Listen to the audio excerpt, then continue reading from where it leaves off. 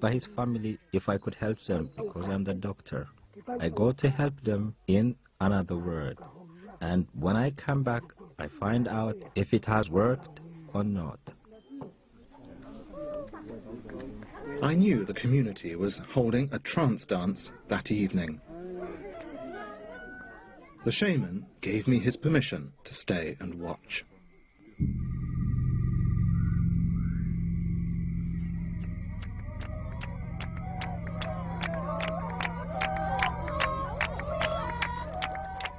It all began with the women of the village creating a powerful rhythmic chant.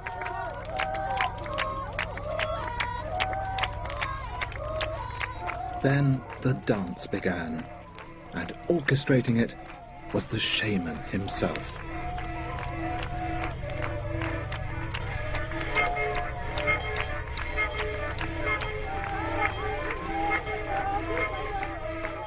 As the dance intensified, something dramatic seemed to happen to him.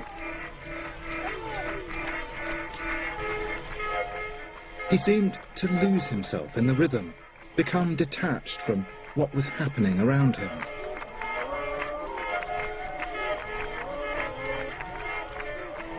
He did indeed seem to be going into some kind of trance.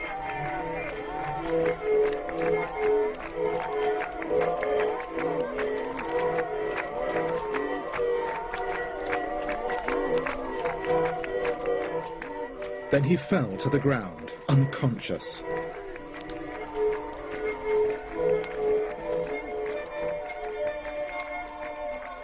I'd been told that when the shamans enter a trance, they sometimes lose consciousness, and while in this state, they say, they die and they visit the spirit world. And from there, they say they can heal people.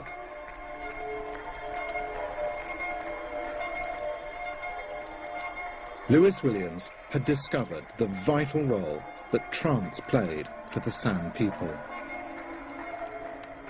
But how could this help to solve the mystery of the haunting rock paintings created by their ancestors? Having read the Blake papers and found out about an altered state of consciousness or trance on the one hand, and then knowing the rock paintings on the other hand, the real crunch is putting those two together. How do they dovetail? How do the sound beliefs explain the paintings? And that was a real puzzle that kept me in the dark for a long, long time. When the answer finally came, he realized it had been literally staring him in the face. In those days, I used to have copies of the rock paintings that we had made, and I'd take them home and put them on the mantelpiece, have a couple of ornaments holding them in place, and sit and contemplate them. And there's one painting that was particularly important to me from one of the sites in the Drakensberg.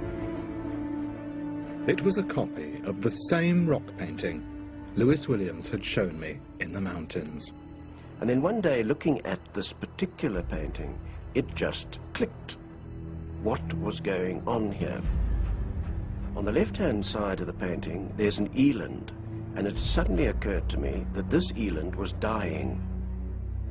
We could tell that by the crossed legs. It was stumbling, its head was lowered, its hair was standing on end. This is what an eland does when it's dying, particularly from the poison, from a poisoned arrow.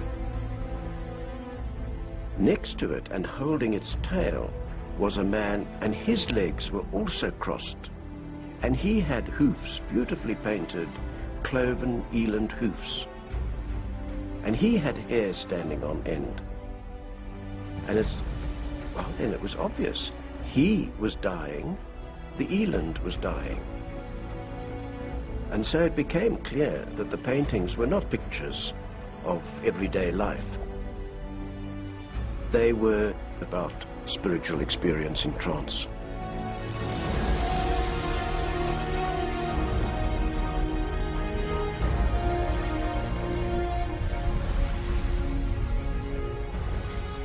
This was the true meaning behind the San paintings. The eland is the largest antelope in Africa. Its grace and power had captured the imaginations of the San and given the animal a magical potency. It was what they saw in their trances.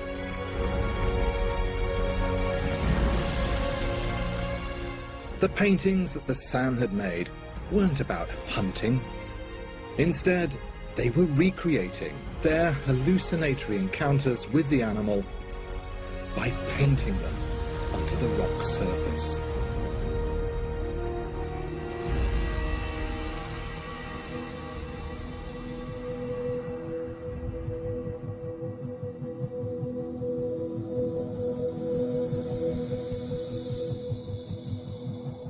Now, an ambitious new idea began to take hold in Lewis Williams' mind. Because he was aware that there were other rock paintings which were very similar to those painted by the San.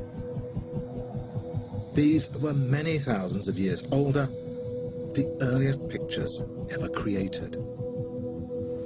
And they were in Europe. For many years I'd also been interested in the cave paintings in France and Spain, the Upper Paleolithic paintings. And one of the things that is very striking is the similarity between the rock paintings in Europe and the Southern African rock art. Just like the San's obsession with the eland, prehistoric cave artists had also been captivated by a few key animals.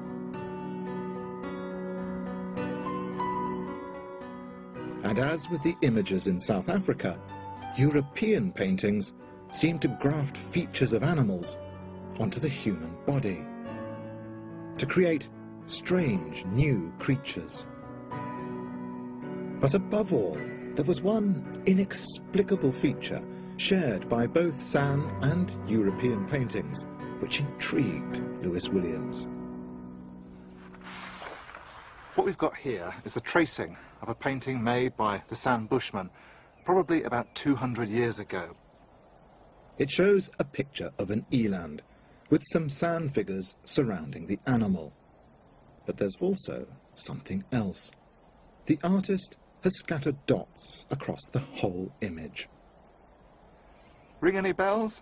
Well, just take a look at this. It's a drawing of those two horses that we saw down in the caves in Peshmerl.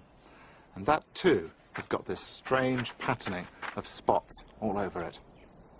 Just 200 years ago, on rock walls in Africa, the San were creating the same abstract patterns as those painted tens of thousands of years ago in the caves in Europe. But why? What made people from completely different parts of the world and thousands of years apart come up with such strikingly similar geometric patterns? Lewis Williams began to wonder if the answer lay not so much in the art as in the brains of the people who generated it.